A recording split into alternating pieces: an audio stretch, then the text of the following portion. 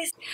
We're here para mag Q&A and I have a package here from Faith.Hope.Love. I'm here to review this products then. This calamansi soap is for the whitening, lightening, brightening, skin toning, and strengthening. Oh, nice. This is for the face and body. So for now, I'll just do it for my face since ligo na ako eh. Oh, ang cute! Oh, it smells so good. Wait lang. Okay ba? So 1 to 2 minutes, answer one of the questions on Facebook. Ay, pinakakilig nga nabuhat ni Dodong for you is yung nag-America kami tapos may waiter nagbigay ng tissue. Ano, okay, Joem. Love one, naghatag sa akong papel. Niya, pag open di ay nako, kay na ay letter na nang ingon niya na, wait, ako kaon. Yun, hello. Sabi niya na, I love you. Promise ikaw forever ko. Next time, totoo engagement na. I love you.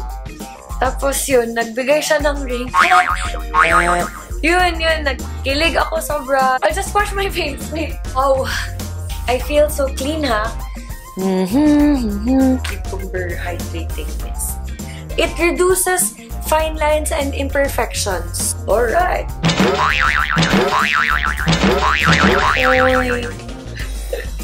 Amoy cucumber, ah. Oh. Paano kayo nag-meet ni Joem and paano nag-start yung love story nyo? Meron akong friend yung magpasama sa birthday party na asya dito. Then, ambot ha, unsay trip nila. Kaya sige sila duol sa kuha. Like, sige pa-cute na. Hi, what's your name? Ano, good. Pero feeling ako, pinapag-tripat mo ko dali. Uy, one time, sinigang may ato ni April soon, akong best friend na sa PBB. Naglingkod dito sa lingkuranan. I-surprise ko niya. Moody ay ka-textmate di sila. Kaya gusto niya magpakilala ulit. Kaya wala doon ako siya kipansin tong sa party. Group date pag itong first with friends. Kay ulo kaayo, kay murag awkward, hindi ka ila. Uban ako akong mga best friends. Daghan kaayo.